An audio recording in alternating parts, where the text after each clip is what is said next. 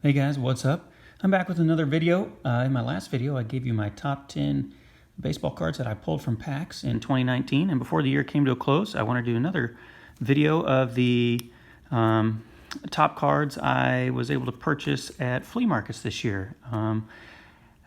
Just a little backstory. I hadn't really gone to any flea markets, or really hadn't, to be honest, gotten back into baseball card collecting before last year. So I'd seen some videos of Jab's family and some other people who had gone to some flea markets and thought I'd try some out in my area. And I was able to find a few nice pickups. Nothing major, nothing that's gonna drop any jaws. But I wanted to give a quick few highlights to some of the cards that I found in flea markets around my area. I didn't travel too far. I went maybe, nothing more than an hour away from my house to some local flea market. So here's some honorable mention ones. I kind of like these mini cards. Like here's a regular, here's another one. Mini cards.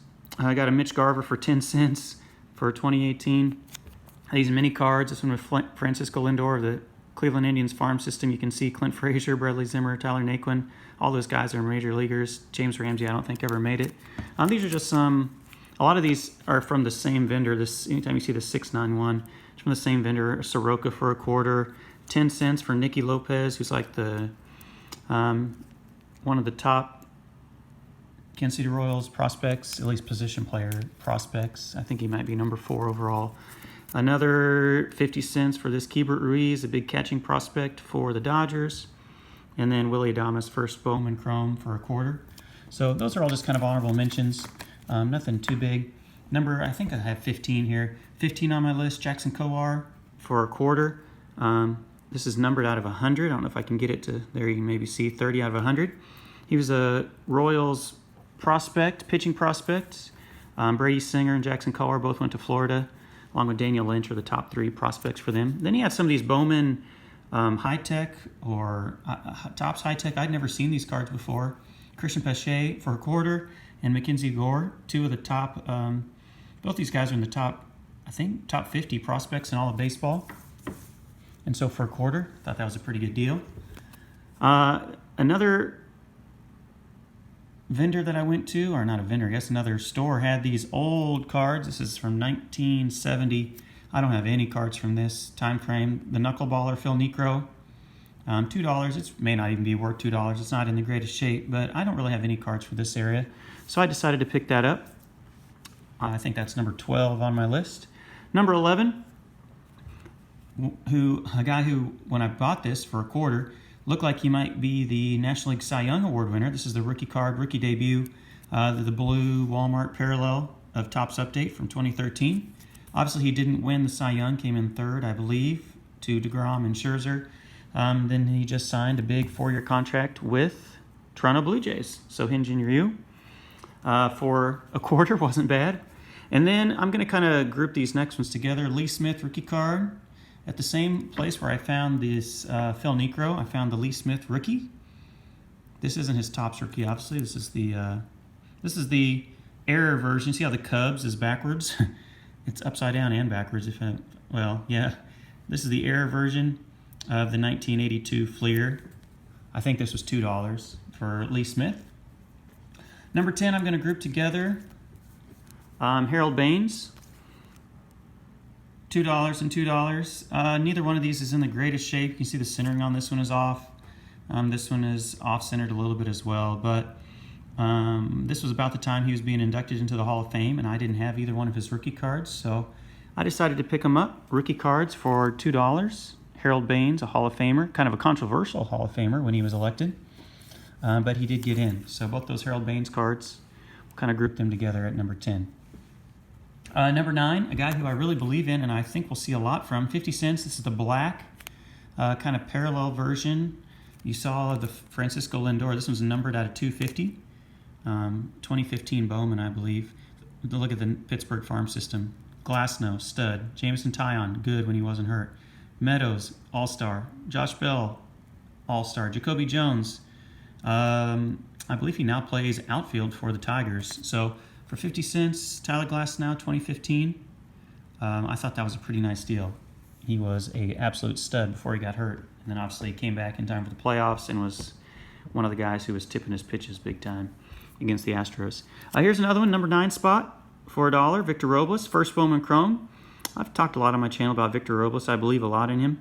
Bowman Chrome, the first Bowman Chrome, is kind of a valuable card, and for $1, that may be about what it's worth, maybe a little bit less right now, but I thought that would be a pretty nice pickup and to sit on and maybe hope that he turns in to somebody who can live up to the hype. Rafael Devers, look at this, numbered out of 149. This is his rated rookie from Optic from 2018, 75 cents. Blue parallel, pretty nice. I'm not the biggest Devers fan, but he was just so good this year and hit, what, 315, 320, something ridiculous. Number 8 on my list, probably the best old-timey card. This was $2 as well. 1966 Rookie Stars, Davey Johnson, who I know most as a manager of the Orioles and a manager of the New York Mets. But I found this 1966 rookie of, back then they called him Dave Johnson. You see he hit 285 in the minor leagues. Topps card company there. Number 579. So for $2, this might be one of the oldest cards I own. And especially of a guy that I know, a rookie. Anytime you can get a rookie of a pretty well-known player, I jumped all over that. I was pretty excited to find that. All right. So I think we're at number 6 now. I could be wrong. Let me count really fast. 6, 5, 4. Oh no, 1, 2, 3. Oh no, we're at number 4. I apologize. My countdown has been pretty lame here. Number 4 on my list, Trevor Bauer. Topps rookie debut. So not quite as valuable as a straight rookie. Rookie debut for a quarter, 2012. Topps update, Trevor Bauer. A lot of people forget, or maybe don't forget, but don't really remember his time with Arizona because they think of him mainly as a prospect and then a pitcher with the Indians, but he was originally drafted by Arizona and then got traded. He struggled and got traded to Cleveland and then really found himself with Cleveland. When he first came up, people were really kind of unsure because he had these unorthodox throwing programs and he just threw a long toss all the time. And people were like, I don't know how this guy's going to make it. He's going to throw his arm out.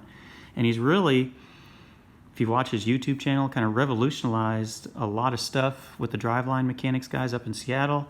And he's brought a lot of his kind of techniques of training to Cleveland and anywhere he's gone. And he's really, I think, had a positive impact on baseball and the pitching community. So Trevor Bauer, kind of a favorite of mine. And that is number 4. Number 3 on my list, Michael Kopech. Boston 2014 Elite Extra Edition for a dime. Michael Kopech, I have a lot of hope for him now that he is hopefully fully recovered from, I believe he had Tommy John. You can see he started out with Boston. Now he's with the White Sox. I believe he was included in the Chris Sale trade along with Yohan Moncada. And that's how he got sent from the Red Sox to the White Sox. The White Sox have been making a lot of moves this offseason. A lot of people are looking for them to maybe, make a splash in the American League Central. Sometimes those teams that spend big in the offseason, it really pays off, and then other times it kind of blows up in their face. It'll be interesting to see how the White Sox do with Dallas Keuchel, Gio Gonzalez, Lucas Giolito, Michael Kopech coming back this year, Ronaldo Lopez, they still like him. For a dime, I couldn't pass that up. And I believe the dealer, a lot of these you can see that all have the 691. I've got a lot of these from the same guy. He had another version of this card for $1, but luckily I kept just kind of sifting through the cards and found one for 10 cents. I'm like, thank you, I will buy that one. This next one is not a standalone purchase. You won't see a price on it. There was the vendor, the 691 vendor also had a big like 3,200 count box or maybe a 5,000 count box. I'm sorry, not 5,000. A 4,000 count box maybe of cards, and he had sealed it shut and said don't sell it if the tape is broken. And he had sealed it for I believe $17.50, and in the big 4,000 count box were a bunch of cards, and some of the best ones in there. I found some Bowman rookies of Max Scherzer and Clayton Kershaw. I didn't pull them out for this video. Ignore the $5. That's not. I just put these in top loaders.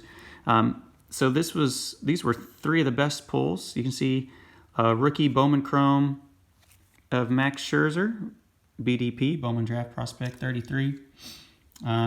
I have some Bowman paper versions of this as well, the gold parallel, but these are obviously the black parallels. So 3 of these, plus some regular paper, some Clayton Kershaw paper cards for $17.50. Max Scherzer, obviously an absolute stud. A lot of people don't remember him with Arizona as well. He went from Arizona to Detroit and then to Washington and eventually found himself and has turned himself into what a lot of people believe is a potential Hall of Famer. So that's my number 2 find. And then my number 1 card from a completely different vendor in a different town, in fact. I just really like this guy, and I just really like this card, right? $1.50, obviously not the bargain basement price here, but this is the first Bowman Chrome, and this is the refractor. You can see the light shining off of it, of Matt Chapman. You can see the back of it here, 2014 Bowman draft prospect, Chrome draft prospect of Matt Chapman. And I just really like what he brings to the table as far as offense. One of the best defensive third basemen in the major leagues. Him and Arenado, I would assume most people as a consensus would agree, are the top 2 defensive third basemen.